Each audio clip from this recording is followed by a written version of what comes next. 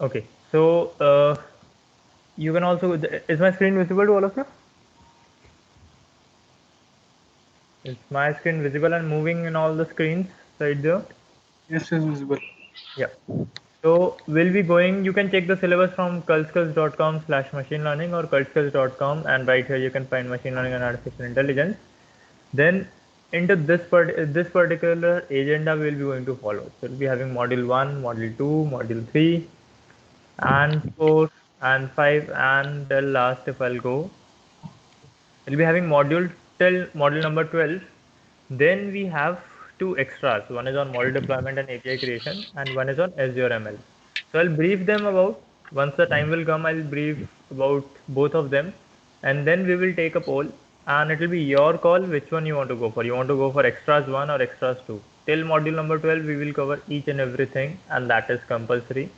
Extras 1 and extras 2 is a choice based track. On the mutual conclusion of this batch, we will be taking this choice, and I'll explain first that what that particular extra mean. Like this extra, what is this extra vocational course, and what is this extra vocational? Well, coming to module 1, it is all about introductions and the foundation of machine learning, of artificial intelligence, of data science. So we use these terms like in a replaceable manner. Where it comes about artificial intelligence, we use machine learning. Where it comes about data science, we you call it artificial intelligence. So there is a mix and match of words right there, and specifically these three words. And I'll not include deep learning word into it. Well, I'll tell the reason. I'll start with the very basic foundation for all of them, so that will be clear that what I am going and what we'll be covering in this particular course in a span of few weeks ahead. Right. So what we will be covering is this machine learning part. Well, apart from that, I'll clarify that this course will not go with any sort of notes or PDF or anything. You will be getting assignments, you will be getting projects, but we will not be following any like a course document or so. The reason is I don't want it to be a kind of course. I want it to be a kind of discussion. Whatever I have in my mind, I have structured it right here. Okay, so this is not just a kind of syllabus. This is a kind of discussion topics, discussion pointers for me. And whatever is written right here, it will be going to discussed two-way throughout this program. No matter it will take 2 weeks or 3 weeks or 4 weeks or 10 weeks or an year. It doesn't matter to me. Fine, until unless you are comfortable. So my agenda would not be to cover the time or to cover the syllabus. My agenda would be to have you that confidence that you can say in an interview that yes, I am a machine learning engineer. To have you practice that much on the data, and for that you need to follow along all the projects and assignments given to you, and will not be following any course document, right? So if the need comes, we can even follow the course document. I have it, no worries for that, but I would definitely suggest not to go for that. So what is machine learning, and what is artificial intelligence, and what is data science? I'll start with the artificial intelligence word first. So artificial intelligence is something wherein machine takes a big decision, but instead of a human being taking the same decision. So where human beings who are supposed to work, instead of that, the machines are working and taking the decisions on the behalf of human being. That particular stuff is known as artificial intelligence, and that involves a lot many things like searching. So when you search something and it gives you a proper result, that means that this particular task is supposed to be done by human, but a machine is doing this. And what do I mean by search? I don't mean by control F type of search or finding a word in the document. No. Search means searching for an end goal, just like you are playing chess. Okay. So in chess, you can start with one move and the opponent will go for another move. Then you will go for one move, then opponent will go for another move. But your one move should be the best move at that particular time in a lot many like in according to a lot many parameters, so that your probability of winning would become higher and higher and higher with each and every step you choose, right? Now this is a kind of search. And what sort of search it is? We are searching for the winning state from the very beginning. So in every particular moment, we get a chance to move our step, move our pieces.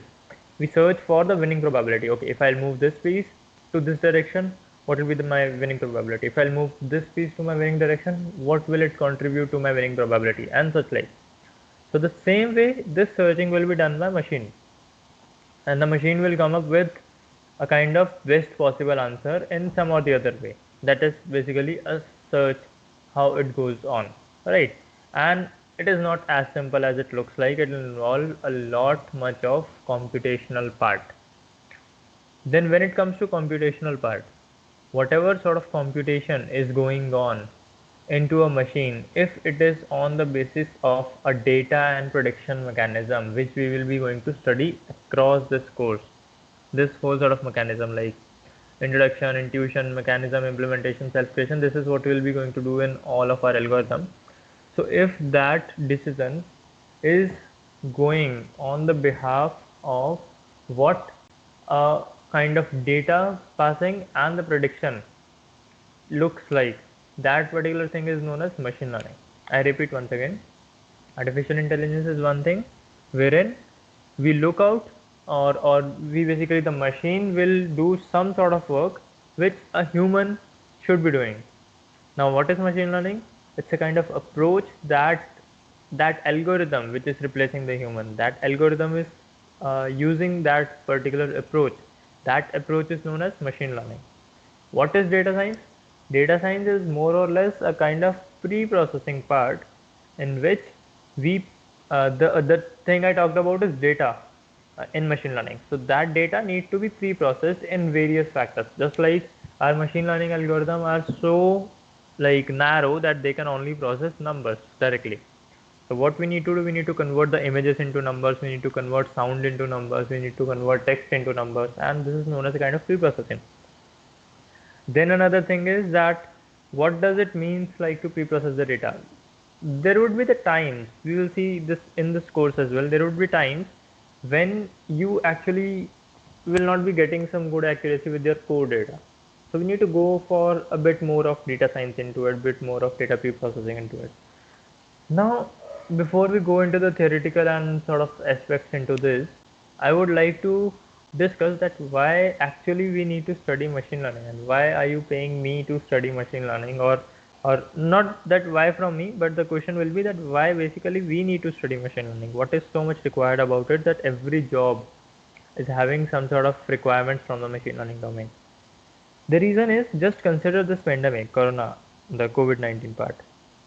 Well, into this, what a particular company is doing, if they'll be having 20,000 employees, they would shut down 10,000 employees out of it. And they will say the rest of the 10,000 should do the part of another 20,000, another 10,000 as well. So 10,000 people would be doing the part of 20,000 people. Right. And this has happened in the earlier recession as well. American Express has fired 70% of their telecallers and replaced them with the chatbots. There comes the need of machine learning, that whenever there would be a kind of do or die situation, then company would definitely hire employees rather than chatbots. And from where the chatbot will come? From machine learning or deep learning. And from where that machine learning, deep learning will come? From a person who knows machine learning. And if there would be multiple people who would be knowing machine learning, suppose in a company there are 100 people who knows machine learning, and there is only need for 2 to 3 people, whom would they choose? They would choose the person who knows machine learning in depth, not the person who just know how to make a machine learning product. That is not everything. Machine learning is more or less about optimization. If you'll go through the course, there would be different algorithms, like I'll show you. Linear regression, it's one of them. Fine.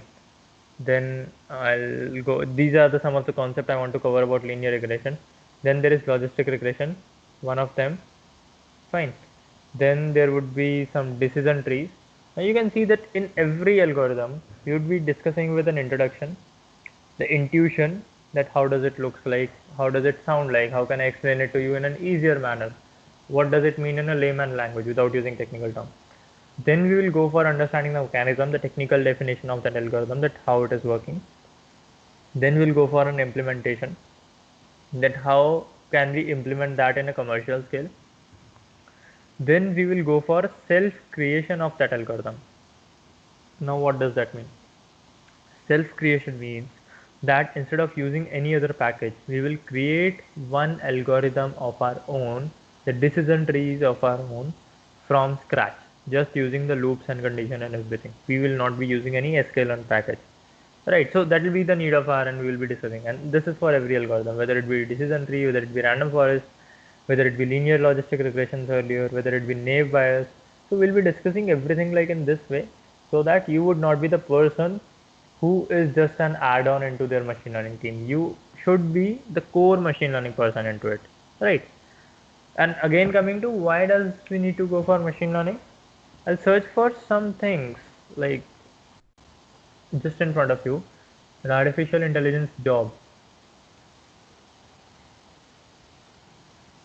in India simply. Okay, let me have some count or so if I can get. Okay, Naukri says some around 2631 job. Then again Naukri again with 2000. LinkedIn with 194. Okay, and there is Indeed who is having 131 sorry 1131 jobs. Then Monster India with some jobs, then Times job with 11,000 jobs, and so on. And what if I search for artificial intelligence jobs in India in 2025 approximately? There we go, the first result, and that's going live in front of you. I haven't tampered anything. Indian startups can create 12 lakh direct jobs by 2025, out of which how many would be on artificial intelligence? Let's check up. Or you can check it up by yourself. I will not be wasting much of time into it.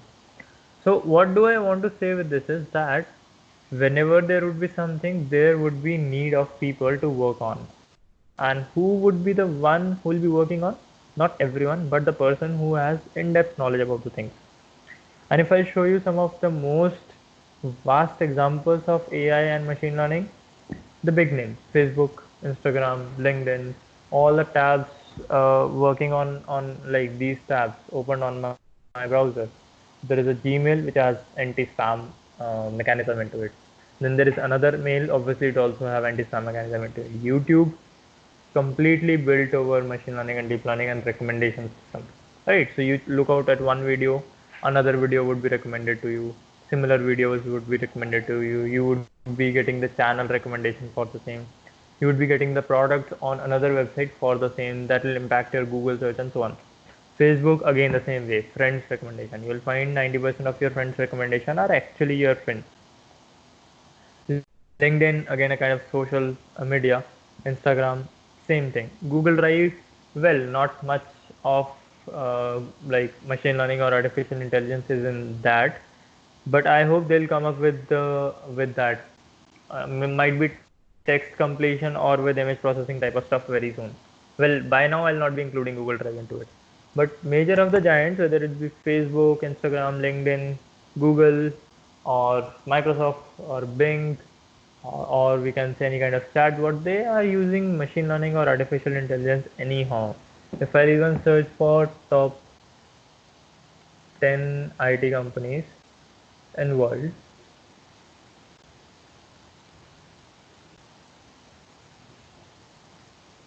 that's by Wikipedia. So Microsoft, obviously they are using AI as they have Azure and other frameworks and their chatbots and Bing and everything. Oracle is again using AI in the marketing part. SAP is quite a lot built over AI, not Adobe as much. Salesforce is again having plugins for machine learning and AI. VMware, I wouldn't think that much. So Dassault system, obviously they are using AI and machine learning into it. So now this is I guess of 2000, right? Let's search for 2020 if I'll get.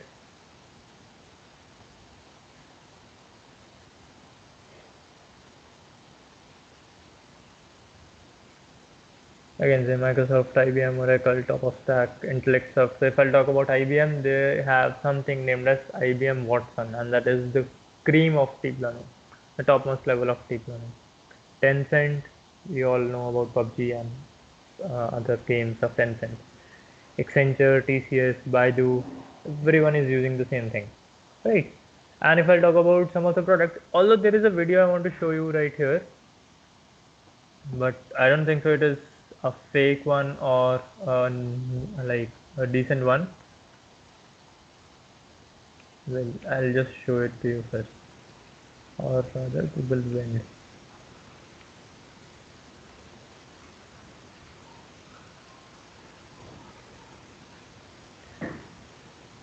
So people have commented that this is a kind of April Fool, like April Fool prank, or might be it is, or might be it is not, but don't know what it actually is. It a fake one or is it a genuine one? But I would definitely suggest you to have a look into it. I just played on my screen and just see what could be possible with this machine learning concept. Even if this is a fake video, but the concept is so much real that if not now, but in next 10 years or 15 years, it could be implemented. So let's see what it looks like. The Netherlands is one of the best countries in the world to live in. It has a strong economy, and some of the world's best DJs were born here. There's only one downside. It rains 145 days a year. At Google, we solved this problem by repurposing Hollandville windmills, using them not to capture wind, but to generate it. To pull this off, we needed to build a better understanding of weather. We used Google Cloud Platform to predict how clouds would behave. We then connected all 1,170 windmills in Holland to prevent bad weather from happening. Let's take it for a spin.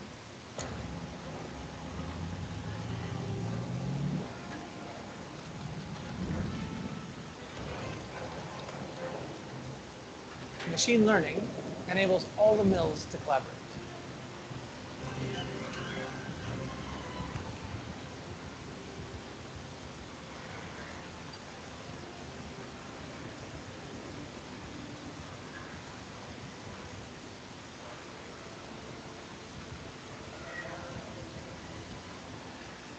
Of course, we need some rain out there. Google Wind also decides when, where it rains. So Google is able to keep clear skies any season. I'm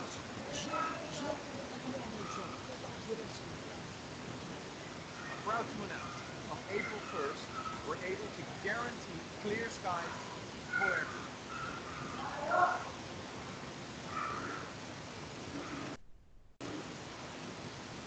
Well, I don't know, like it's a kind of fake concept, or is it just like April Fool prank, or is it real? Although if it is by Google Netherlands challenge, then the Google Netherlands channel, then I hope it will be a real one. But don't know.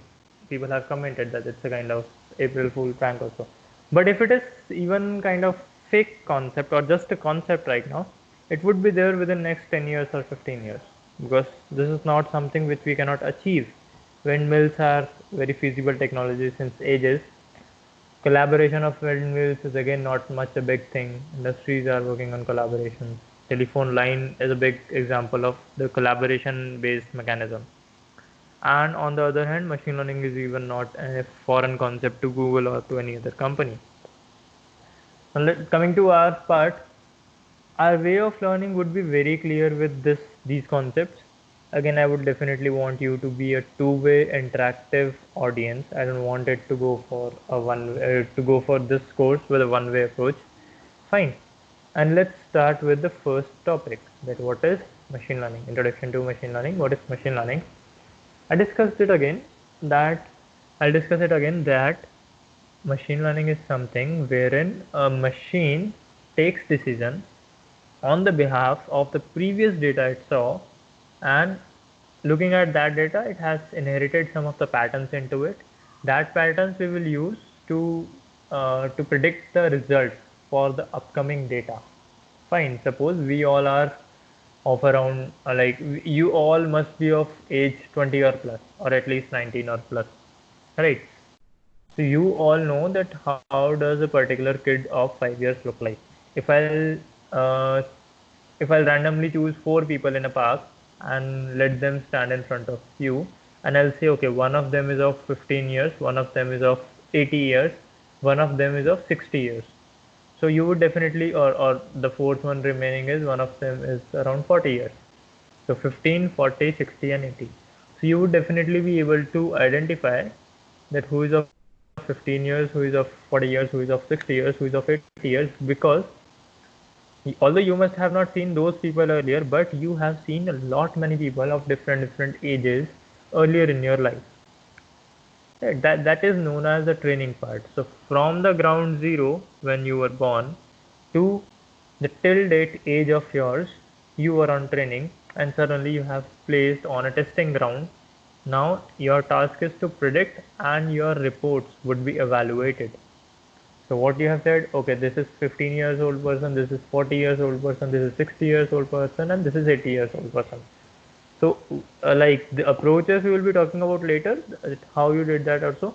But this is more or less kind of same analogy that you had some data, you had seen some data in your life, you got trained over it, and once you got trained, you can now be able to predict over things. This is how does the basic frameworks look like. Another question to tackle is when to use machine learning. The first thing is that you need to have data, and the second thing is that you can make the decisions on your behalf. Now if I'll tell you this is my voice sample and you need to tell my age, obviously you can. That obviously there is some relation between voice and age, that with the age goes on higher and higher, the voice become more or less more solid, more with the kind of reverb also. But a kind of childish voice of a person of 5 years or 6 years, the voice is very smooth and very fancy to listen, and very like talkative voice. But if I tell you to decide my mobile number on the basis of my voice tone, or on the basis of my skin tone, or on the basis of my age, you cannot.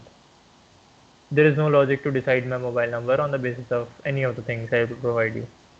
Okay, even if I'll give you all of the details about my hometown and everything, you will not be able to decide even 5 characters of my 10-digit mobile number, 5 digits of my 10-digit mobile number. You will not. So, wherein we can do the things by our own, then we can use machine learning based approach to reduce the time and to improve the accuracy, nothing else. Machine learning cannot reinvent a new concept, it can just work on the existing concepts with better accuracy and with better time, or lesser time to be consumed. And when not to use machine learning, I again answered that when you do not have any sense between the question and data you are providing. You are asking me to predict your age, and what you are giving me is your house number. So they doesn't have any correlation. If you are asking me to predict your age, you need to give me your like height, weight, your academic part, your salary, or some details like this about you, your body mass index, height, weight, and these things, instead of your house number or your mobile number. So these things are statistically covered in the form of correlations and variance and all, but generally this should be taken care completely. Then when you can solve, I'll show you a meme if I can get it through. I just saw it, might be you have saw that too as well.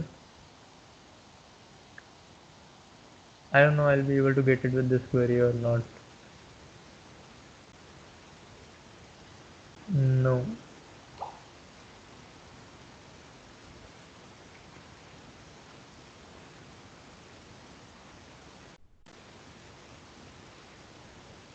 Not yet.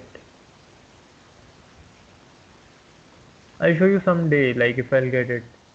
Okay, yeah, something like this, but not this one I was looking for, something like this. That there is a very simple problem and you are cutting it with deep learning. So this is just represented by that what is deep learning, it's a big sword, and what you are cutting with it is a kind of burger or a bun or bread or whatever it is. Now this actually doesn't sound good. So these are the problems wherein you should not be using this, otherwise there will be memes over you on the internet. So whenever you can solve the problem manually, and you think like, okay, if machine will be doing it, it will be taking 1 year. If I'll be doing it, I'll take it 3 months. And why do you want to go for machine? I don't know. Like therein you shouldn't go for machines at all, because machines can remove the human errors from the stuff, but they will definitely add on the mechanical errors into it. What do I mean by mechanical errors? Some sort of text flow glitch, or any code you have missed, or anything like this. We will study that later on. We will see that we will find some places wherein there will be a lot of mechanical errors going on into the place. I hope everyone is there on the call. All of you are here on the call. Fine. Yes, sir. Are you guys up with me so far, or the storytelling is going on so boring? Yes, sir. All right. It might be so boring as well for today, but the grounding needs to be necessary because once we dive into the code, it will be more or like concepts only. The concepts itself. There will be no grounding about machine learning that time. Then the question is, we discussed what is machine learning, what is what when to use machine learning, when not to use machine learning. That is the most important thing I have written as well. The reason is that again there would be problems of using machine learning when there is no necessity actually. So it's better to do the things by your own. And what sort of problems? You will lack a lot of time with this. Okay, you need to come up with a lot of data for this, which is even not necessary. So you'll collect data, you'll filter that, you'll pre-process that, and you'll pass it through machine. Then this whole process, the machine gets trained, and this whole process will take around 1 year of time. And what you'll realize is, okay, if I'll not go for data, if I wouldn't have gone for data, I would have done that in 3 months only. Then these sort of problems you will face a lot. And then you'll find that, okay, human prediction is way more better than machine predictions, mechanical predictions. So that's where you need not to use machine learning. Then is the question that what is intelligence based programming and rule based programming? Actually a good question. Like that, what we have discussed about machine learning is I'll give you few scenarios and we need to check for that whether it is a machine learning or not. So the first scenario I would be talking about the door glass. I don't know what is that known as, but that glass door with auto sliders. I'll be sending it to you on text. You can see my screen as well. Now it's your time to revert me on the message that what do you think? It will be a kind of machine learning based problem or just a normal problem without machine learning. So the glass door you must have seen in your college or in a hotel or in a hospital or wherever you'll find a good quality building, and there will be glass door which will open up whenever a person will pop in and which will open up whenever a person wants to go out, and rest of the time it will remain closed. Just come up with your answers on message.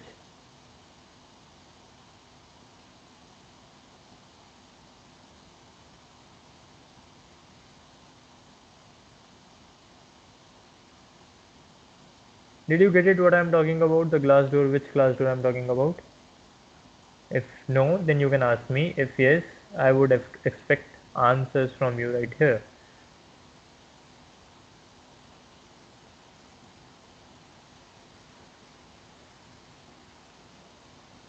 Okay, I didn't get any response yet.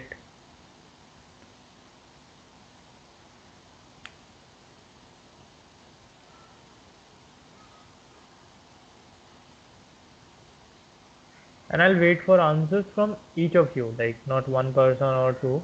I'll wait for answers from each of you till the moment we will not be going ahead.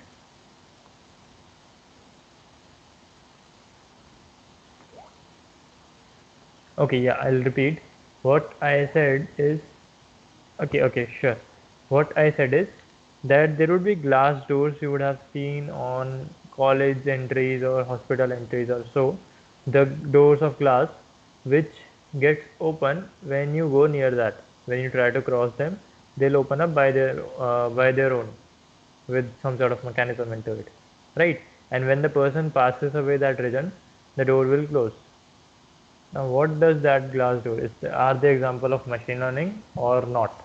That's what my question is. That understood? You want me to show you that? I'll just try to look at that.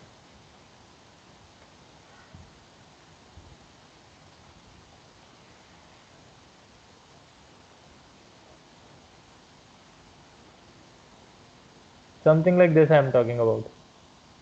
Okay, so whenever you'll go near that, they'll open up by their own, and whenever you'll cross that particular region, they'll close off. So is that a machine learning problem or not a machine learning problem? I'll wait for all the answers right here.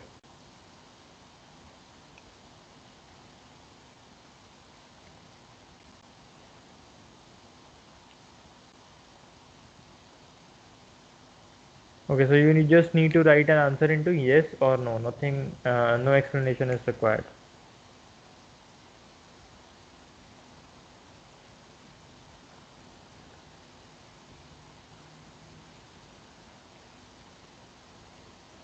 Yes, no. What about others?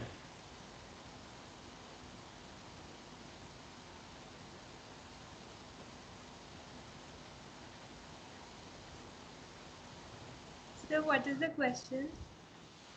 Okay, I'll repeat it again. The question is that you saw these sort of glass doors somewhere in your college or in any hospital, restaurant, wherever you go. Not this one basically. So whenever you'll go close to it, it'll open up. I can show it in a video or so.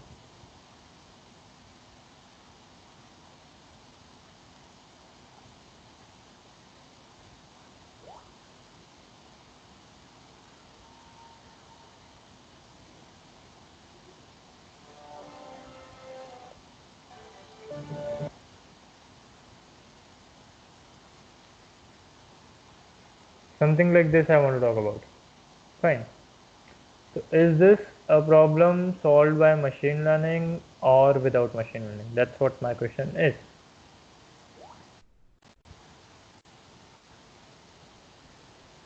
Okay, I got uh, one no, three yes, four yes and two no's. Okay. Anyone who wants to change the answer? Change the answer of their own? No. Okay.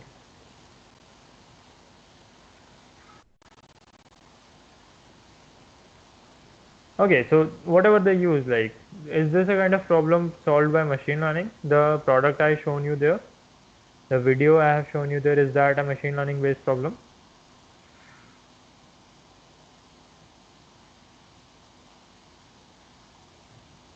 Right.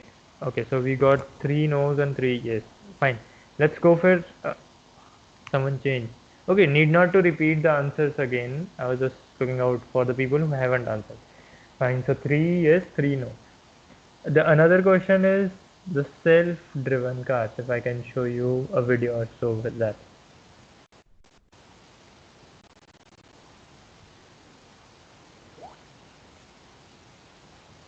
Well, these are all hypothetical images, hypotheses. Are they based on artificial intelligence? Yes, no. Rest of three. Nitika, Rimjim is there. Okay, sorry. Nitika, Ashish, Shankar.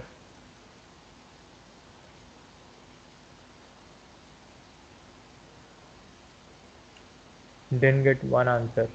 Ashish.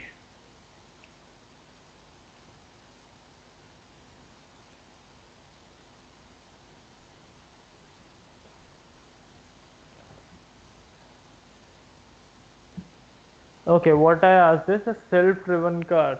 I have tried to look out into the images, but they are all hypothetical images. Not might not be the real one. But whatever you understand this, the self-driving car I'm talking about. Now, is that self-driving car a concept solved by machine learning or without machine learning?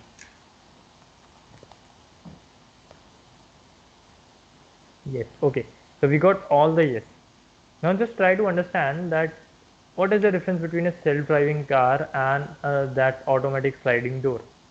A self-driving car doesn't rely much over sensors. What it relies on, if I can give you any video input to that.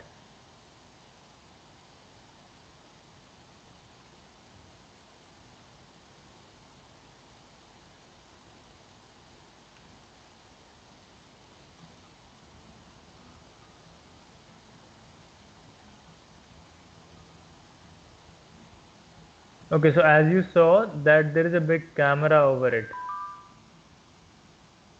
Just saw at the top, this one. It'll keep on revolving and will keep on giving you the imagery views. Then there is a kind of camera here or some sensor or so, and at the left and at the right as well. And there would be something at the back, obviously.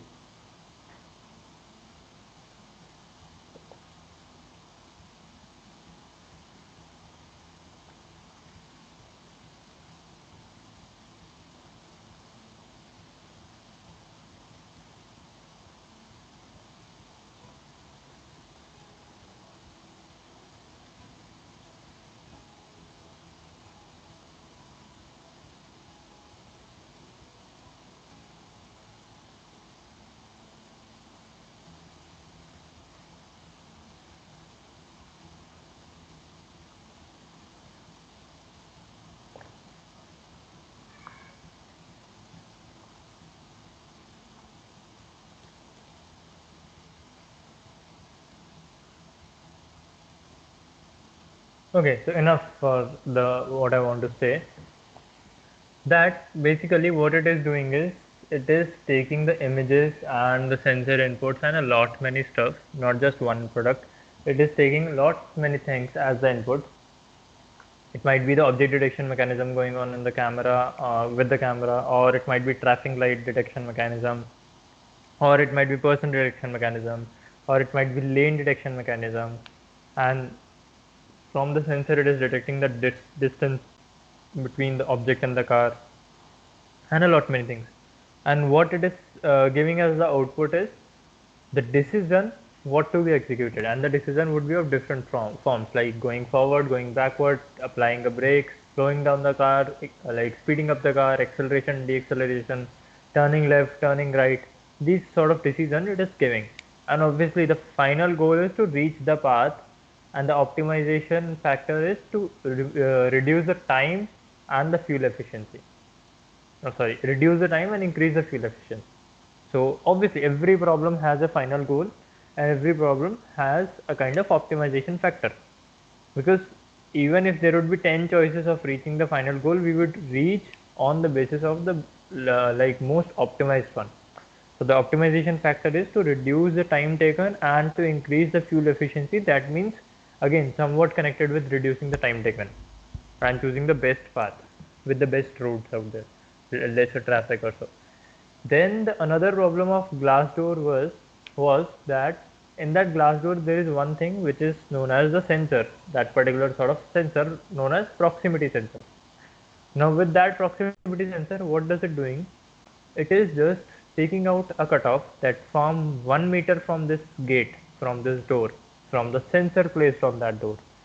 From 1 meter, if there would be any hindrance by the object, the door will be opened, and when there will not be any kind of hindrance in the 1 meter, the door will be closed. I'm just taking this 1 meter as a random. You like I don't know the actual distance cutoff for that door.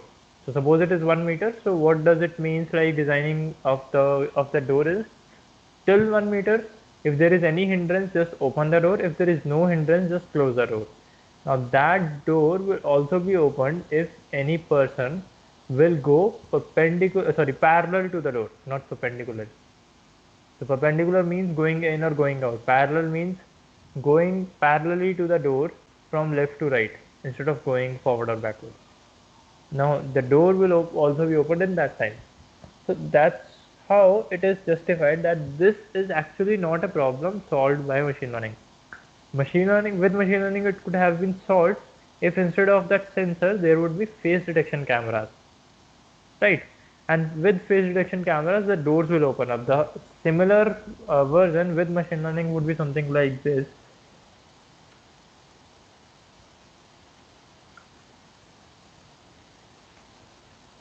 You must be getting it through what I want to say you. No imagery here or the same. Okay, might be it is.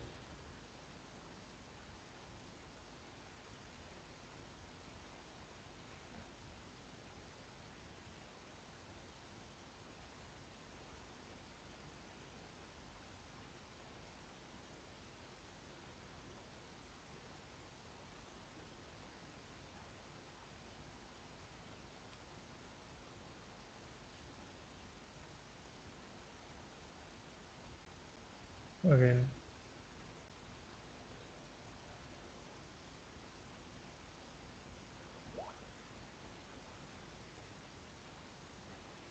Okay, sliding doors can use predictive ML algo, but those doors are not actually in use right now, because if the same thing can be used, see, if you go to an hospital, there is no restriction that in this point only a particular person will go in, only doctors will go in, or only nurses will go in.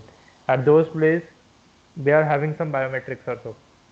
But at the main entrance of an hospital, it is open for everyone. So you might find that every other day there would be some 50% of the patients would be new, or even more number of patients would be new. So you cannot apply a face detection mechanism, because if I would be having a problem today, I would go to that hospital by today itself. Now what if they haven't had my face earlier? They will not, the door will not allow me to go in, and there need to be a person who will help me opening the door. But instead of that, there is no use case of using machine learning. If they use machine learning with the camera for just person detection, whatever person there is, whomsoever there is, instead of that, the sensor is working. So there is no actually use of using. There is no the need of using the machine learning.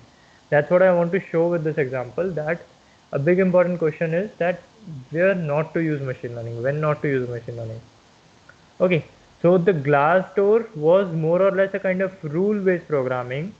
That means there is a rule that if there would be any movement in 1 meter diameter or 1 meter radius of that sensor, then the door will be opened up, and if there will not be any movement, the door will be closed.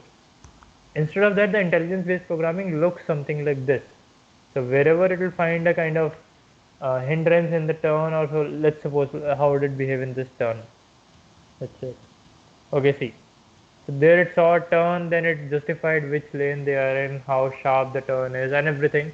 Then the traffic and the traffic lights and people walking around on the road or pedestrian, and it took a decision. And this decision is basically taken in the form of various prediction mechanism going on from by taking the input from camera and sensors. This is what known as intelligence based programming. I hope I am clear to everyone. Anyone having any doubt?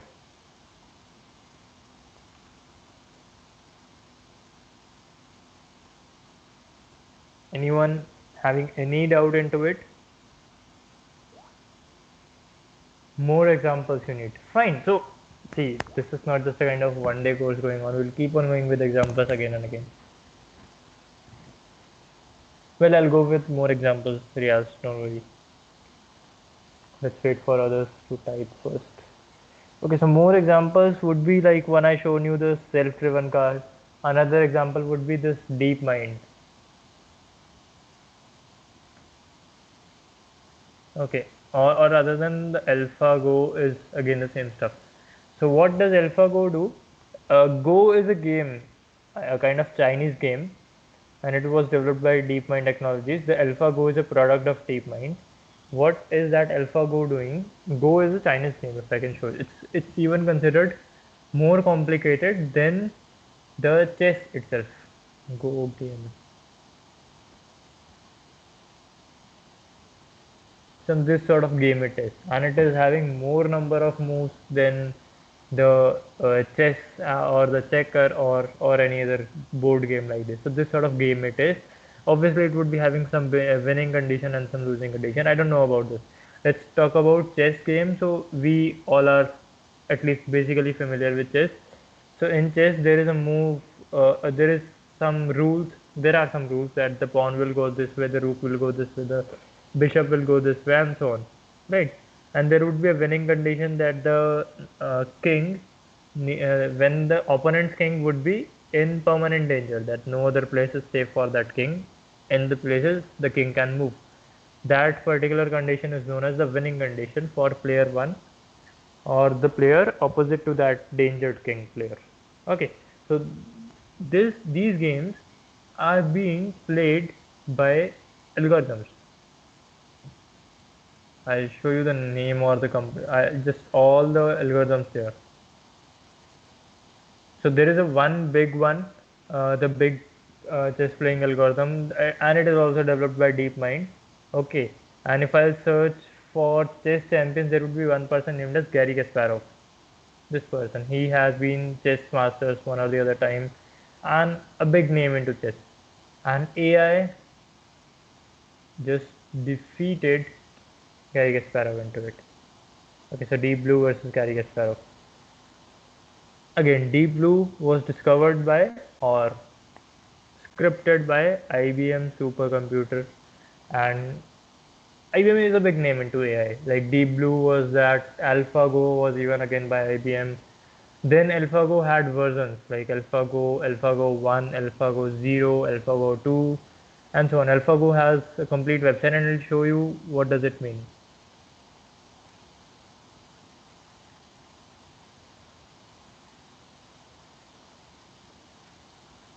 Okay, so they have some.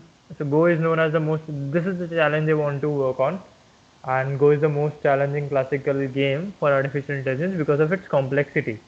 Because I told you that it is considered to be more complex than chess. I don't know anything about the game, but yes, the bloggers and the researchers says that it has more number of possible movements than the chess itself. Then Go is a game from 3000 years ago, and multiple layers of strategic thinking is required for winning this game. Then there is a bit of history about Go game. I will not be going towards that. What I'm looking for is not here actually. Okay, something like this. We revealed AlphaGo Zero while AlphaGo learned the game by playing thousands of matches with amateur and professional players. This is from where data comes in, and this is from where training goes on. Obviously, if AlphaGo would have played against the best player in the very first instance, it would have failed, just like you. So you have learned playing Ludo or playing chess with your parents, with your brothers, with your sisters, and on the first time they would have played lenient with you, right? So that you will learn. So after 10 games, 15 games, 20 games, they would go natural, like with the best they can go for.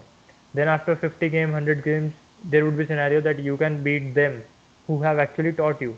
Then after 1000 scenarios, 1000 games, you might can go into chess competitions, district level, state level, national level chess competitions, and you might beat those players. Then at some moment of time, you will be the Gary Kasparov or some other chess grandmaster. So it has started from completely random play and then started learning. So this is more of reinforcement learning, but again, the concept of machine learning itself. That there is some data came from playing again by playing thousands of matches with amateur and professional players. So you can say the beginners and the mid-level players. Then it had gone to World Go champion Lee Sedol and KG. Like I don't know how to pronounce them. So even this algorithm has defeated those champions into it. So again, there would be some gameplay that this particular, like I told you about winning probability. So whenever you move, you think of all the pieces you are having and all the possible movements, and out of them, you will find that okay, this move is having maximum probability. So what does it say that this is 92.1%, this is 37%, this is 72%, or whatever like. So they have just given us a graphical representation, but actually this goes on. Okay, so this is 72%, this is 92% winning probability, or something like this. Then there would be different. Okay, so Atari games are there, kind of 2D games they have made. So if I can show you,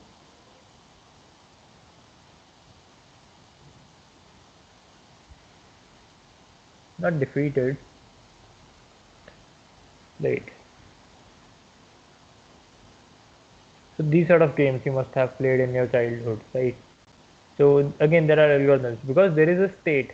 Every time we need to play a game, that is a kind of search going on, and the search is to find a scenario wherein there would not be any pixel out there, any brick out. And what is the optimization factor? Time. Fine. And what is the reward with us? Red with most number of points, blue with lesser number of points, green with better, yellow with more better, and then orange with even more better, and red with the maximum number of points. Then there would be this Mario type of games, different versions of Mario or so kind of game. End goal is to reach the last gate or some last point. Okay, the rewards would be getting these keys, getting the points, killing the enemies, and all that stuff. Then there is an end goal we need to achieve this. So every time there is a kind of search going on. Fine. I hope we are having enough number of examples to start our stuff, and definitely we'll go for more number of examples and like when we keep on going with the course. Fine. Should we move on? Amar? Yeah. Okay.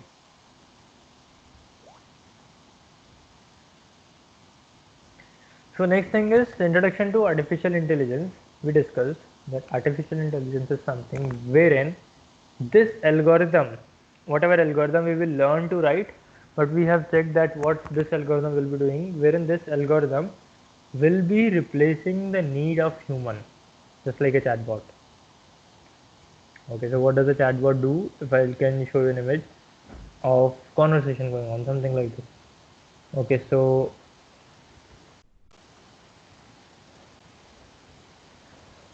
well, I cannot open an image like.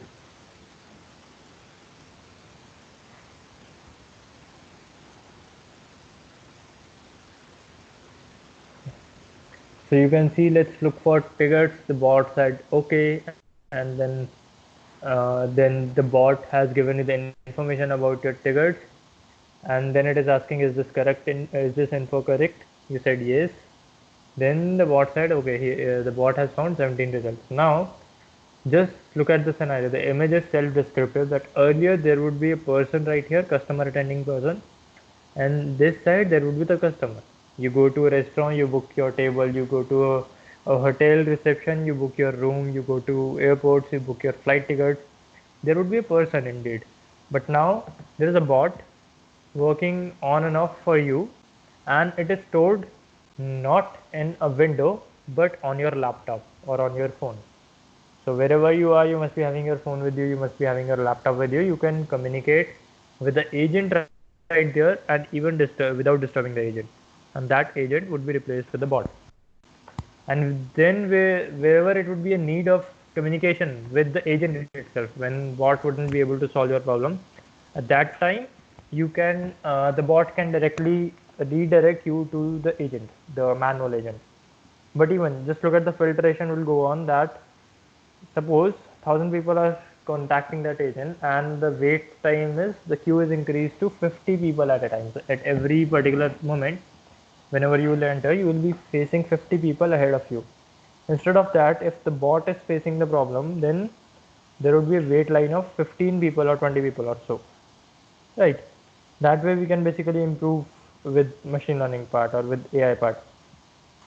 What are the different technologies under the umbrella of deep learning? I'll show you some of the technologies. Okay, so there would be machine learning, there would be deep learning, then there would be so these are the frameworks. Let's not go for this. There would be machine learning, deep learning, data science into it, and a lot of big data is also somehow connected to this part, machine learning and AI part. Because why do we basically store the data? We say that we need to store the data into RAID architecture, into this architecture, into Hive, into Hadoop, into this and this and this. But why? The reason is to fetch the data whenever it is required. And why do we even need the data? To predict whatever is required from the data. Just like Facebook is predicting you the friends, the recommended friends, because it has a lot of data about you and 2 billion other users of Facebook. So with that, they are predicting even in the best amount of time. So that sort of architecture is highly required. When an application scale, the choice of database is a big question into it. So what are the technologies under the umbrella of AI? There would be chatbot development, there would be image processing, deep learning, NLP. NLP is somewhat related to chatbot although. Then there would be sound processing, signal processing, machine learning itself, search problems, sorting problems, state space problems, and a lot many problems under it. So, but our focus would be majorly on machine learning into this course and deep learning into another course we are running right now. Coming to data science, what does it mean like with the data science? I again have like created an example that time in a boot camp. I'll just make it right now. Okay, so whenever we say like we are performing a machine learning operation, what all do we need? There is one thing which we need is data. Okay, then there is one thing which we need is algo.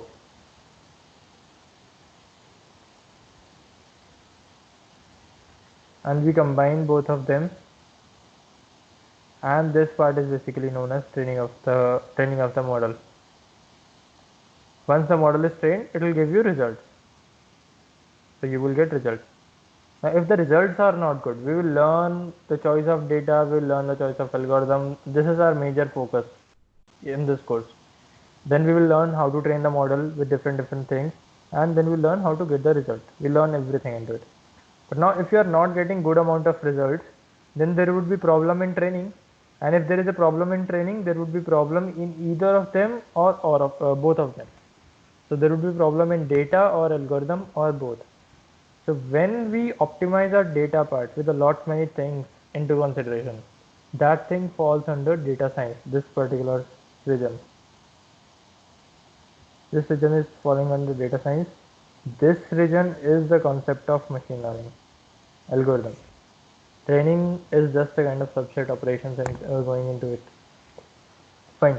So what does data science do for us is it process and rather pre-process the data and convert it into numbers, and those numbers are again optimized with lot many stuff like scaling, normalization, conversion, transformation, missing values removal, and a lot more. Then why data science is important? Because it helps us to get improvements into our algorithms working, not just accidental improvement but significantly and logically going on improvements. How data science plays an important role into machine learning? Because at lot many times you will find your data to be in text. So suppose you are let's take an example of Facebook. So your name is in text, your age is a number, then your images are in another format of 2D array. You write a caption in text, it tells you what is the significant, what is like the sentiment of the caption, but the caption you wrote is in text. So how does it convert it into number? This is all happening and going on with the help of data science. Various approaches we will study later on throughout the course. We will work on them, that what are the different approaches used in data science, what are the different sort of methods we will use, and what sort of analogy we will be going to follow across our journey with machine learning and data science. Okay, so let's take a pause of 5 minutes and let's make it again a two-way session. I'm keep on going and going and going ahead. We have covered our module 1 because it was more of the concept building, so we covered it in hurry as well. Like I would open up for the doubts from you, either you can check it right here on my screen or you can go to this link and check it right here. You can go to CultSkills and just navigate to the machine learning page and check it there. Now let's open this for doubts and two-way part. What is your understanding with machine learning, artificial intelligence, and other concepts? Let's wait and discuss the things here. First of all, if you would have any doubt, I would be happy to solve it up first.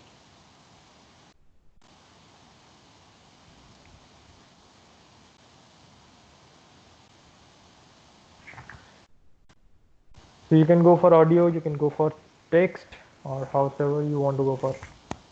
Sir, could you explain the model that you showed this sometime back again? That graph or that like kind of what I have drawn. Yes, sir. Okay, it goes on messy. I'll draw that again, the fresh one. Wait. Okay, so this is what I have drawn actually.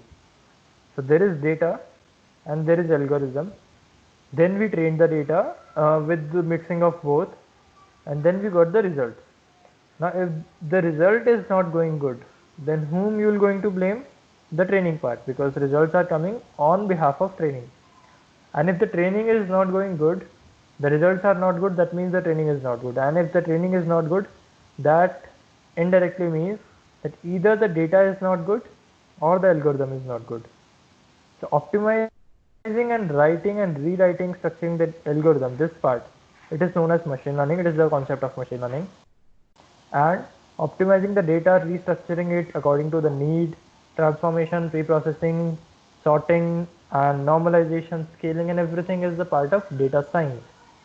But for this course, we will be taking up 100% of this and somewhat around 40-50% of data science as well, complementary, because it will improve our accuracy and it is the need of the time whenever we will keep on moving with the concept. I hope it is clear now. Yes, sir. Fine. Anyone One else? more thing. Yeah. I want to know what is data science, and what is its importance. Okay. So what is data science is again the same thing, that whenever we work on a data, suppose I'll go for showing you, okay, that will be like a big more thing if I'll show you the data. Suppose we have a data set. Now into that data set, suppose we are talking about books. Okay. So in Facebook, you would write your name, that is in text. You post, you just like post an update. So in an update, you will post a picture. Might be a scenery, might be a selfie, might be a kind of background you want to post or anything. Then like above that, you will write a caption. Now that caption is in text. That image is in a kind of 2D pixel array in numbers rather. This whole mixture is going to the Facebook's deep learning part or machine learning part, and then it is recommending it to the likely people. Or suppose YouTube. So into YouTube you will put up 2-3 things to about a video, like you put the video itself. Apart from the video you will go for some caption about the video, and then the caption, apart from caption, you will go for some tags. Tags plays a major role into prediction or like into the results of whatever you search on YouTube. Now those tags are in text. You will never give any binary format into it. How the text is getting converted into that binary or understandable format is known as data preprocessing. This is one of the part of data science, data preprocessing. Another thing is YouTube also fetch a lot many things from the video itself, not from the caption but from the video, just like light intensity. So is that a dark video or a light video? Then there would be, if it is a musical video, then it would capture that if it is a slow music or a kind of party music or a kind of emotional song or a romantic song or a sad song or type of this. Okay, then we'll find a lot many other stuff about the softness of the song, the cast into it, the face detection and product detection into YouTube goes on. I can check for some example if I can write a perfect query into it.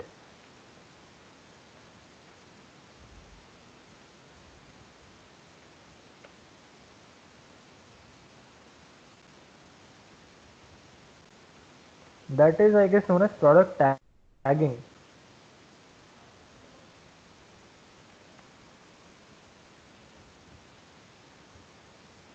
Let's see if it works. No, it's not there. But what I want to say is that whenever a YouTube videos goes on, it finds that okay, this is a Nike shoes, and if it is a Nike shoes, this video, even if you don't write the tag of Nike or you write anything, if you don't write anything about Nike in the caption, but still this video will be displayed, if not in first page, but definitely in second page or third page or fourth page, to the people who will search something about Nike, or it will be recommended to the people who have a big fan following for the Nike or have searched Nike videos earlier. So it takes a lot of things from the data itself, not just from the caption or tag. Even if you post a video without any caption, without any tag, and you write ABCD in the title because it is required. So if you write anything into title, no tag, no caption, but still you will find that if not in a great way, but in some or the other way, it is recommended to the right amount of people and the people who have choice for those sort of video, because it took features from the video itself. Right? I hope I'm clear. This is known as metadata basically. So this whole thing falls under data science. Pre-processing structures, semantics, statistics, regressions, then different sort of statistical models, probability and everything into it. Is that clear, Nitika? Yes, and one more thing I want to ask. What is exactly the rule-based something you have told now? Okay, Intelligence rule-based learning and rule. programming and yeah, rule-based programming and Yeah, intelligence-based programming. There is a yeah. difference, as if I'll say you that okay, start from point A and keep on going to point B and coming back to point A. Okay, so there is point A and point B. You need to go front and back and front and back and front and back again and again and again. Right, if I'll show you in a diagram.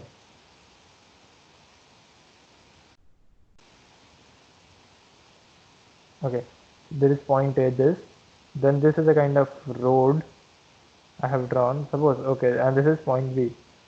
So this is A and this is B, and I asked you to go to point A to B and then come back from B to A. Okay, you are keep on going and coming back, going and coming back, going and coming back. Now there is an obstacle at some moment of time. You will get an obstacle right here. Okay. Now what you will do, if you are here, you will keep on going, and till the moment the obstacle will not be crossed, you will keep on just going ahead and ahead and ahead, no matter if it even you will be able to move ahead or not. But the intelligent algorithm, what will do, it will, being a human, what you will do, you will bypass this obstacle with some sort of change in the lane, right? If I have asked you that in India you need to drive on the left side of the road, but if you'll find on the left side there is a tree fallen down on the road, you will definitely change the lane and bypass that tree. Obviously, this thing is known as intelligent based stuff, but no one has told you. Obviously, when you learn driving, no one will tell you that you need to bypass trees from the right side or from the left side. That is the need of the hour, that what that particular requirement is that at that time.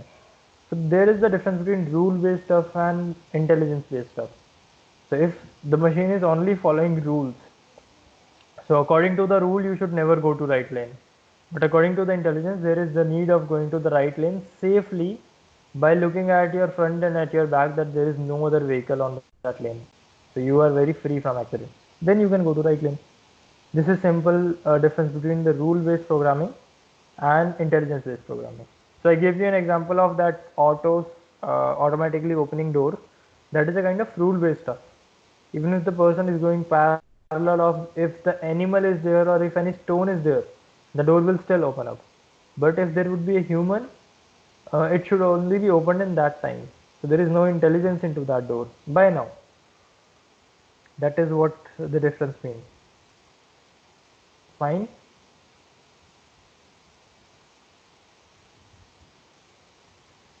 Is that clear now?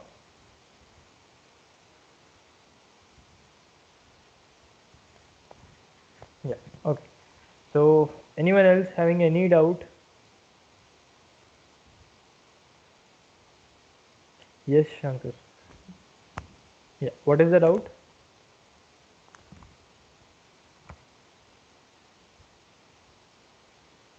Because you have some doubt, or you said yes for that rule-based programming stuff.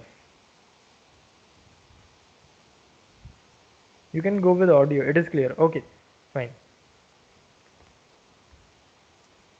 Jaren, Ramcham, Ashish, Amar, any doubt from your side? Anything you want to ask about? Fine. So are we clear on so far with module 1? You can try opening this and on your system and check that.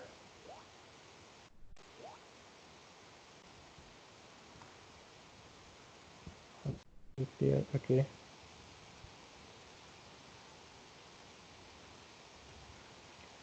Fine. So we have enough of foundation that what we will be going to study, why we will be going to study, and some of the best things which has already happened into this domain, and what are the companies which are working into this domain. Obviously, like around 90% of the companies, IT companies these days, are going to work in AI very soon or are already working into AI. But the major one are obviously Google, Microsoft, Facebook, WhatsApp, Instagram, search engines, all the search engines, Quora, and all big companies. Now let's move on to the some of the like a bit more into the foundation, that what are the different types of machine learning. So there is one type named as supervised learning, there is another type named as unsupervised learning, there is one another type named as reinforcement learning, and as a mixture of both of them, supervised and unsupervised, there is another type, fourth type, named as semi-supervised learning. But the context of this course will remain to supervised and unsupervised, because reinforcement and semi-supervised is not something which you should know before going into deep learning. So the flow should be like learn supervised, learn unsupervised, then master both of them, learn deep learning then, and after deep learning you should go for reinforcement part. Okay, so that way you should basically pursue. So for this course we will keep on going with supervised and unsupervised only. Sorry. So into supervised, we will be talking about what is supervised learning, what are features, what are labels, regression approach, classification approach. Into unsupervised, we will be talking about what is unsupervised learning, why to use unsupervised learning, why not to use unsupervised learning, what what is the clustering approach, what is cleaning approach, and like kind of approaches we will be following into unsupervised learning, and some sort of approaches into supervised learning. So a supervised learning is nothing different when the machine has some data and the supervision about that data. Supervision means, suppose you are learning how to drive a car. So while you are learning how to drive a car, you have a supervision with you, that a kind of trainer or instructor, you say the driving instructor, or you have your family person with you, your friend, your father, mother, brother, sister, anyone who is teaching you how to drive a car. That is one sort of approach, which is obviously a safe approach and a good to start approach, that you have a supervision with you. So till the moment you are not very much comfortable and confident in driving a car, they'll not let you go out alone. Then there is another approach, that you have a car and that is it. So there is no supervision for that. So what and how you will learn driving a car with that, because you have a car and you will take a decision.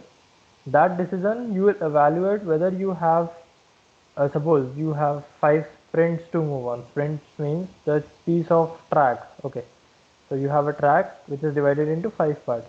So out of 5 parts, your task is to reach from point start point to end point in every sprint with lesser number of time every time. Every instance you need to go for lesser number of time and without any crash. So if you can achieve this, then this is a successful sprint have been executed, and otherwise the sprint hasn't been executed successfully. So this is basically unsupervised work, that you just have the data, that means the car itself. And what you can do with that car, you can learn driving by your own without having any supervision. And if I'll come to technical aspect of this, what does that mean to be in supervision is that you have some features and you have some labels. Okay, the feature means the input you are provided with, and the label means the output that also you are provided with. Now you need to train your machine to predict from the features about the labels. I'll draw that again. Okay, so you have some sort of feature about a particular instance. Okay, feature 1, feature 2.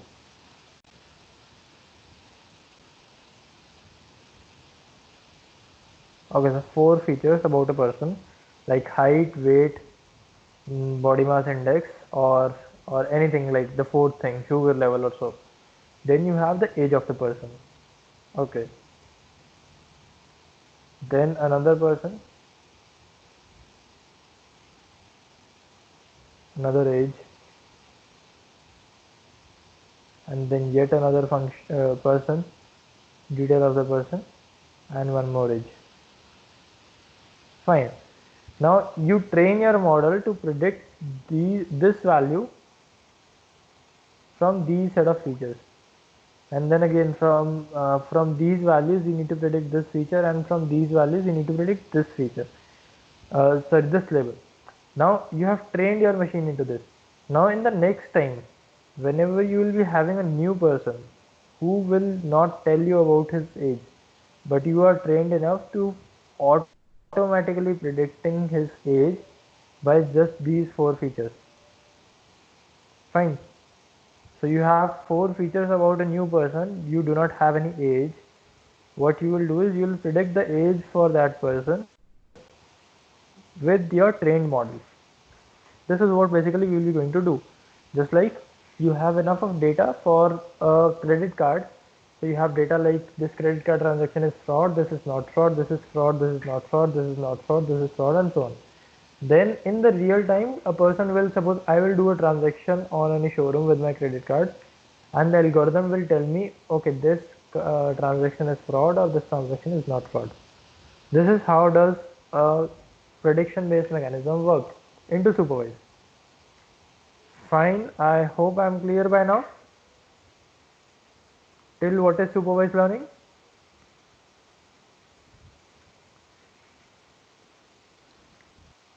Yes, sir.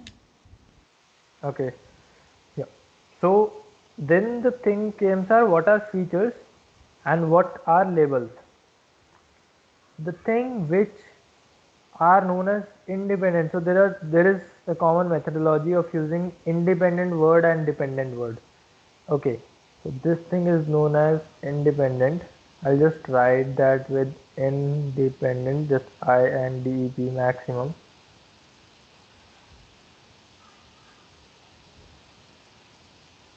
Okay, and this part is known as dependent.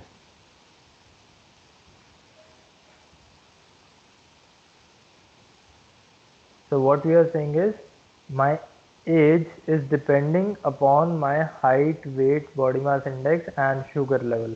Suppose, like, I'm not claiming over the medical facts because we have a medical faculty with us in this class, so he can better tell about this.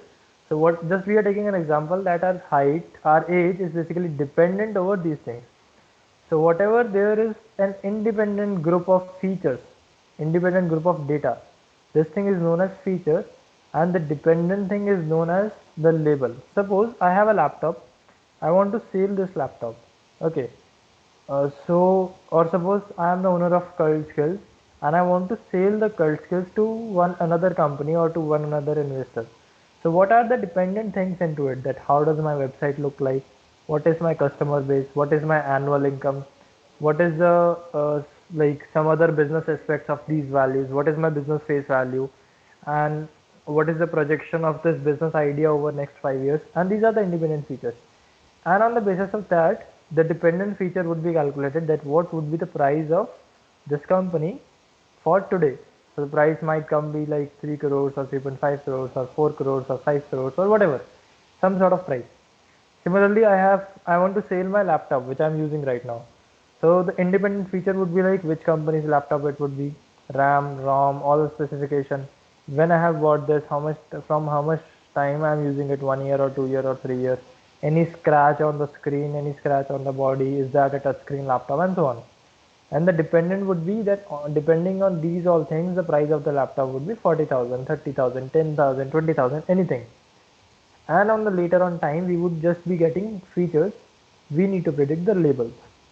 Okay, are we clear so far that what are features and what are labels? These 3 points about supervised learning, these three. Yeah, I'll repeat. So supervised learning is something wherein you get the data and you get the supervision about that data. So this part is the data and this part is the supervision about the data. Okay, so you have some data and you have the supervision about the data. Then on the basis of that supervision and non-supervision is basically classifying the types of machine learning, which is supervised machine learning and unsupervised. So in unsupervised you will not get labels, you will just get the data. So into supervised we have labels, we have features, wherein feature means the independent part and the label means the dependent part. This part is label, this part is feature. Okay, independent part and dependent part, wherein the dependent variable, the label, is depending upon the features. In this case my age is depending upon my height, weight, body mass index and sugar level. Okay, and this is an hypothetical example I am considering. So my features, suppose you go to a mobile shop, and or suppose the mobile shop would be definitely go with MRP, but you go to a person who wants to sell his mobile phone or the laptop, second hand mobile phone or second hand laptop. So what you will ask that person, okay, what is the specification of your mobile phone, what is the RAM, what is the ROM, what is the screen size, when you have bought it, do you have bill or not, is that mobile phone yours or of someone else, and these all things. So these are the features which do not depend upon anything. But there is a label, the price of the mobile phone, which you say 10,000. That is depending upon the features of the mobile phone. That okay, if this is a 2 GB RAM, then it will be of 5,000. If it is a 4 GB RAM mobile phone, it is of 10,000, and so on. So are we clear so far about features and labels and unsupervised? So basically just supervised learning for now. Yes, sir. Cool. So next thing is regression and classification approach. See, whenever we will be having data to tell anything which is not limited, okay, that thing is known as a regression approach. If I'll tell you what my salary is, So there is no restriction that my salary could be, suppose on a very shorter scale, I'll take a log of that. So suppose my salary could be 20 rupee a month, or 21 rupee a month, or 22 rupee a month, but that is not fixed. My salary could also be 20.5 rupees per month. I'm just taking an example, right? If I'll ask you to tell me my age, you can tell me a number and the next number and the next number, but my age would be in between them as well, definitely possible. Okay, and if I'll tell you that, tell me the city I am living in. So there are only some thousand cities, some few thousand cities in India, if I'll check, or if I'll say district.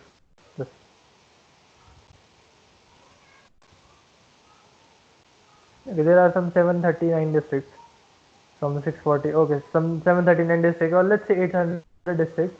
So you need to classify between 800 classes or 739 classes. You understand the difference between classification and regression? There would be two kind of problems in machine learning. Always you need to predict. What you need to predict basically forms two kind of problems. One sort of problem is into supervised. There would be two kind of problems. One sort of problem is you need to predict out of given classes, just like multiple choice question. You have multiple choices and you need to choose one choice out of it. So if I'll tell you, okay, I give you an image, suppose I just search for this. Okay, that's a new animal I discovered when I was working on image processing data. And you don't know about what is okapi. I gave you four choices. Is this a rabbit? Is this a horse? Is this an elephant? Or is this a zebra? So out of them, what you will choose? You don't know what is okapi. Okay, so rabbit, elephant, horse and zebra. What you will choose? Give your answers. At least two of the people I'll wait for. Any randomly two people, just type of it. This is the image. Rabbit, horse, zebra, or what I forgot, elephant. Okay, one person said zebra. Anyone else?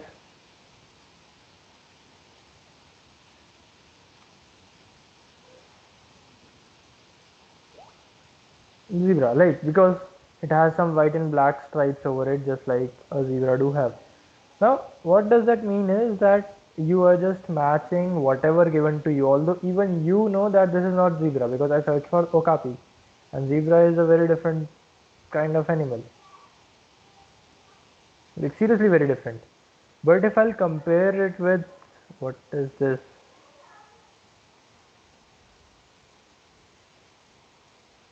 Okay, some photoshopped image. Anyhow, so if I'll compare it with elephant, or if I'll compare it with horse, if I'll compare it with rabbit and zebra, you will find that this is very close to zebra, comparatively very close to zebra rather than any other thing.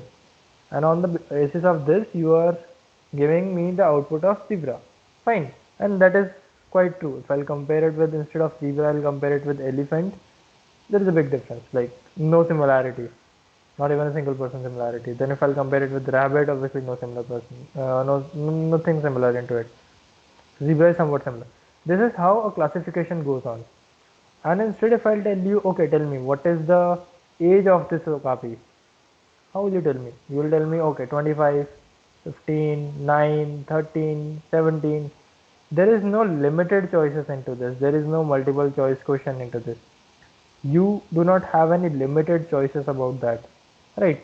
So this way basically the regression works, that you give a continuous output from your site as a prediction or as the guess. You can take it as a guess, but machine will take it as a prediction. Okay, so if I'll ask you that what is the age of Amitabh Bachchan, so you will tell me some 70, 72, 73. Even I'll tell it like 68 or 70 or so. Suppose 68. I don't know, like let's search for age. Okay, so it is 77. So we do not say 25, 30, 35 because we can take analysis over the people we have seen of this age. So he is 77 years old and we are taking some closer guess than 65, 66 and so on. Then we will talk about these things in depth when we will actually work on the algorithm. So the first algorithm is actually a regression algorithm, We will talk a lot about the regression concepts like loss functions, model outcomes, and a lot many things. So we will talk about it. Do not worry if you are not very much comfortable with about the topic, but this is just a kind of overview we had gone for about regression and classification. Are we clear up so far?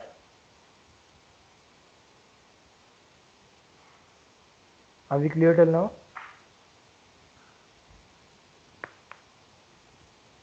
Fine. So do you want me to go ahead and cover the unsupervised, the clustering approach and cleaning approach as well, or should we wait for it for today and then move on the later part? Can you please repeat the definition of regression and Yes. classification too? Okay, sure. So regression and classification are two approaches of supervised learning, two major approaches of supervised learning on which major of the machine learning is actually dependent, because uh, major of the industry is currently using supervised machine learning as compared to unsupervised, right? So regression and classification are two major pillars of machine learning. How does they differ? So suppose I want to predict from given number of classes, right? You have a multiple choice question. I have uh, suppose you have something wherein I had given you the data of dog and cat and rabbit, and then I give you another image. You have trained your model into it, and then I give you another image, a single image of anything. I'll tell you that what is it, and I ask you to go to pass this image through your model, and your model will tell what does this mean, right? Now whatever that model will give will be among the given three choices: the dog, cat, and I forgot what I said. I guess rabbit I said. Okay. So the model will give the output among those given three. This is known as classification. The model doesn't know that even there is any fourth thing or fourth class exists in this real world. The model will only understand that there are only three type of objects in the entire world. One is dog type, one is cat type, and one is rabbit type. So what this image is of, it could be of rabbit type, or just like you did. That I have restricted you to give me output among those four animals: zebra, rabbit, horse, and elephant. And I said for you, there is no fifth element exists, fifth like item exists in the whole world. And you said, okay, if there is no fifth element, no, there is no fifth type of item, then this must be a zebra. This is what does a classification looks like. And in the case of regression, you do not have any choices. You go with the continuous numbers. The continuous numbers like age, mobile numbers, or salaries, or population. So when we talk about population, we talk about, okay, there are these many people into this country, 1 lakh, oh sorry, 135 crores, or so, like a full count over the people. If I'll go for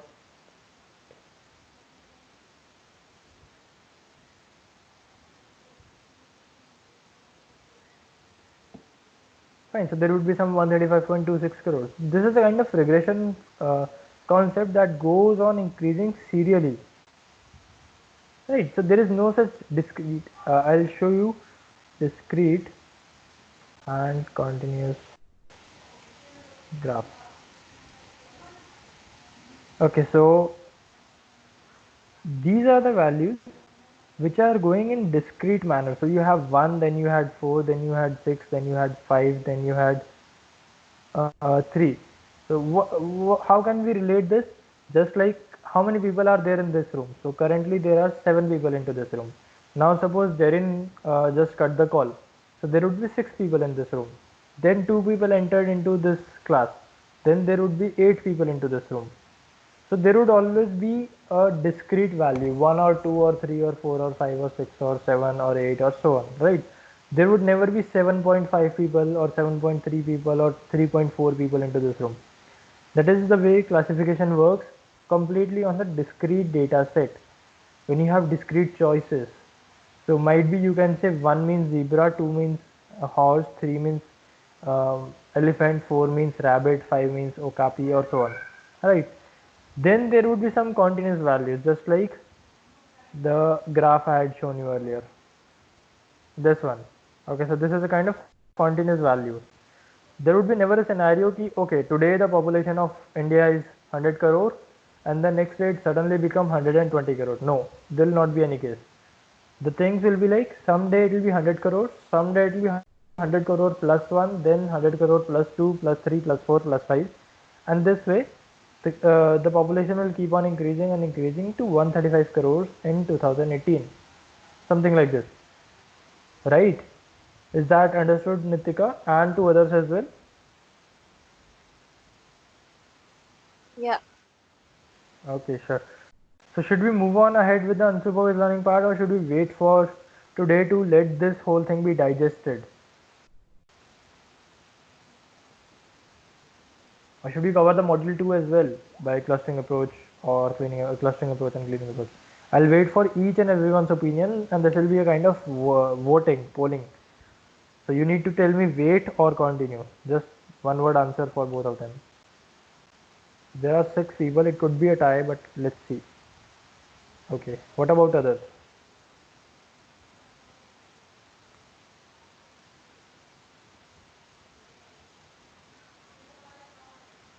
Nitika, Remjen, Jaren, Amar.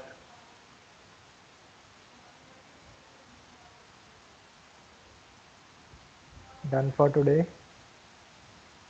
Because see, I don't want it to be a scary subject. I want it to be most interactive one, and for that we can go slow or fast or as required by the need of it. Well, if everyone is saying like wait only, fine, so there is no tie. Okay, so let's take a recall, and that will be the end of this session. So we discussed what is machine learning, that when data and algorithms become the decision making process for a machine, and the machine is taking decision and doing all the required work depending on that decision, let's just like super and like self-driven cars and so on. That is known as machine learning. What is machine learning? When to use machine learning? When we had enough number of data and we have resources and time as well to train the machine on that data, and the problem is logically possible to be solved by a human, then only we can expect machines to do. If something is there which humans cannot solve, at that moment of time we should not use machine learning into it, and especially when we do not have data and things for the supporting part. Then we discuss about rule-based programming and intelligence-based programming, just like that self-opening door and a self-driven car. So self-driven car is an intelligent product by different companies. One we saw, and then Google is also working on it, Uber is also working on it, Tesla is also working on it. Rule-based programming, just like a calculator. So you give 5, you give 3, you give plus. So 5 plus 3 is equals to 8, and it will always be 8. Right? So rule-based programming is just like implementing the rule. So you gave one number, second number, and the operator, and the calculator gives you the output. There is no intelligence in the calculator. You have written, or some programmer has written the rules into it, that what is the meaning of plus, what is the meaning of minus, and so on. And then we talked about artificial intelligence. We took an example of chatbot. We took the example of all the things which a human is supposed to do, but nowadays a machine is doing. Then we talked about data science, that why data science is important, because it helps us to increase the immunity of our machine learning system. So our machine learning system will become more habitual of unseen data by pre-processing, like if we go for pre-processing of the data or some transformation or scaling or so, and it plays an important role into machine learning. Then we discussed about what are the various approaches used in data science. We pushed it for the next classes because that will be more or less highly technical stuff. I'll need to take the name of algorithm which might scare you up in the starting. I don't want it to be. Okay, so we'll keep it up for the next classes. Then we talked about supervised learning, the types of machine learning which we had about supervised and unsupervised, wherein supervised means where we have some supervision about the data, just not the data but also some insight about the data, which we call as label. Then we talk about the features and the labels, wherein feature means independent part, label means dependent part. And then we talked about regression approach and classification approach. So classification is one in which the machine has some distinct number of classes, unique classes. Okay, class A, class B, class C, class D. The classes could be 4 or 5 or 10 or 100 or 5,000, even 1 lakh. But regression would be something when you have no limitation. A person's salary could be 1 rupee per month, or It could be 1 crore 35 lakhs 270 rupee per month. Like I gave you a random figure. So you cannot make classes for all of them. Okay.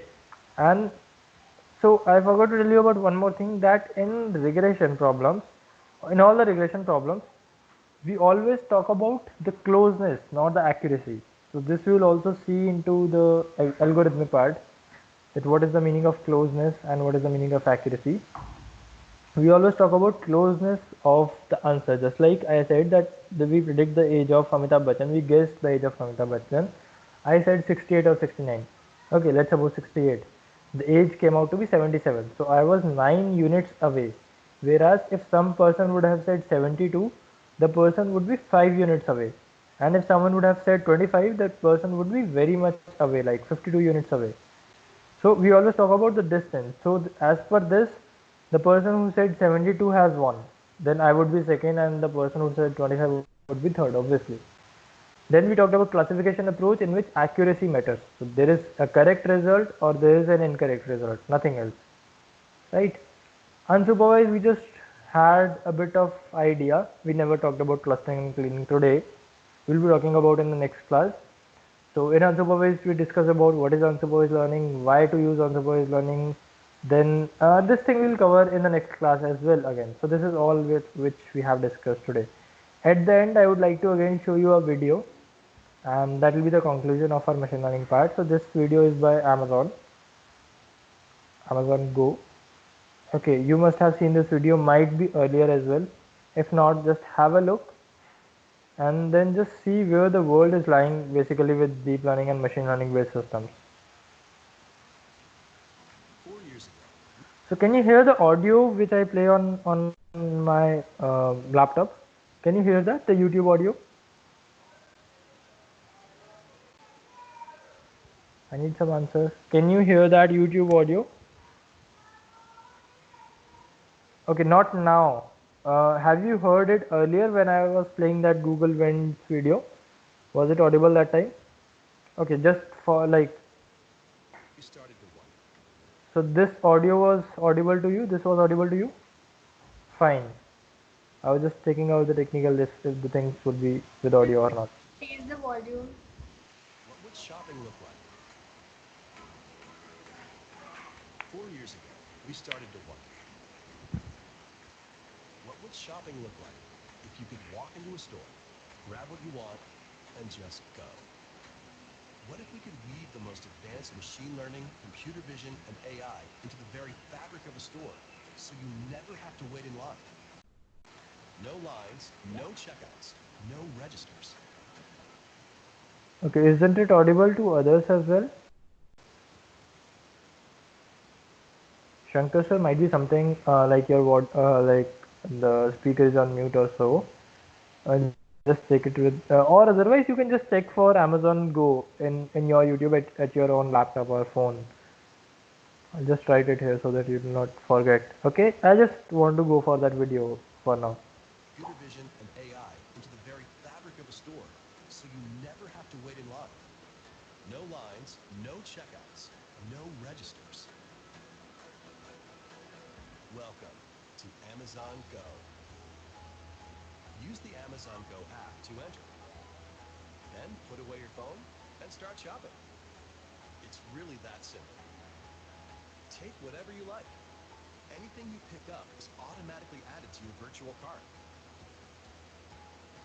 If you change your mind about that cupcake, just put it back. Our technology will update your virtual cart automatically. So, how does it work? We used computer vision, deep learning algorithms, and sensor fusion, much like you'd find in self-driving cars. We call it Just Walk Out technology. Once you've got everything you want, you can just go. When you leave, our Just Walk Out technology adds up your virtual cart and charges your Amazon account. Your receipt is sent straight to the app, and you can keep going. Amazon Go. No lines, no checkout. No, seriously.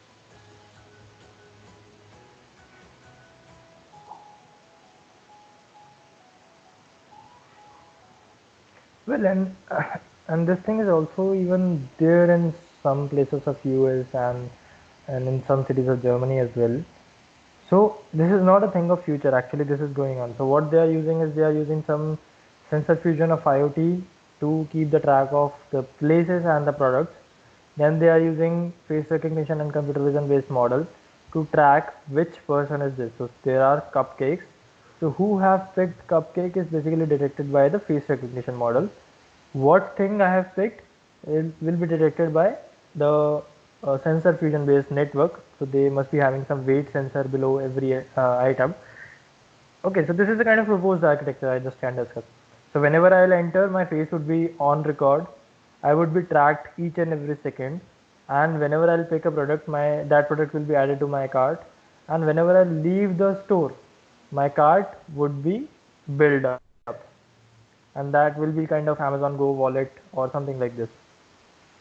And so these sort of technologies are also there in the market by now. So this is not something that what we are discussing is just we only know. People have actually worked into it a lot and they are actually working into them right now as well. So I hope this would be a good session for the starting of machine learning, and it would have built a bit of foundation into you. And as we are going ahead and ahead of the time, we'll keep on introducing advanced concepts and we'll keep on working into them, and we'll definitely learn with the most interactive way with the live classes. Right, so any doubts, any queries, any feedback, anything from your side at the conclusion of this first class?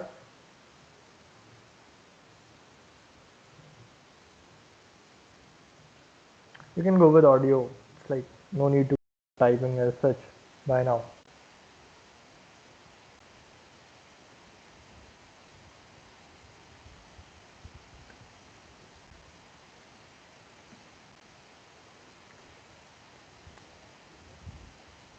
Well, so I hope it would be sufficient to go for the foundation. I would definitely suggest you to go to the website, check out the syllabus, read each topic in depth by searching it on Google or finding any resource you find it comfortable.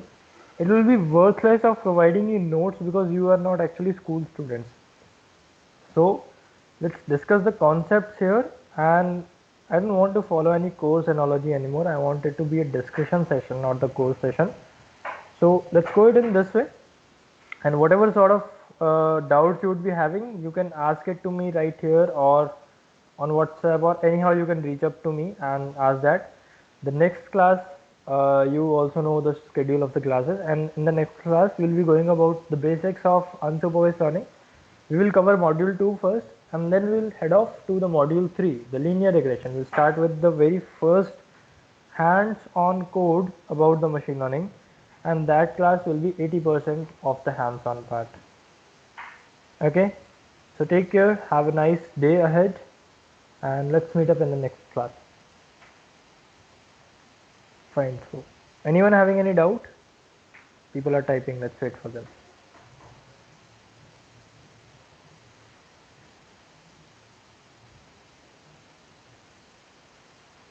Okay, next class will also be from 12 to 2. So all the classes from now on will be from 12 to 2 p.m. just this time. Okay, plus minus 10-15 minutes. But the proposed timing is 12 to 2 p.m. on the alternative day. So the next class will be on Monday, on Tuesday, sorry. Okay, wait. It will be on Monday. It's my bad. It will be on Monday. So the classes of machine learning will go on Monday, Wednesday and Friday, 12 noon to 2 p.m. Okay, Sunday is an off day. Out of remaining 6 days, we will take alternative classes. And you are supposed to follow alongside, and whatever doubt would be there, you can ask it to me in any time. Like you can ask it to me in Sundays as well, in Saturdays, in night 9 p.m., 7 p.m., 8 p.m., 10 p.m.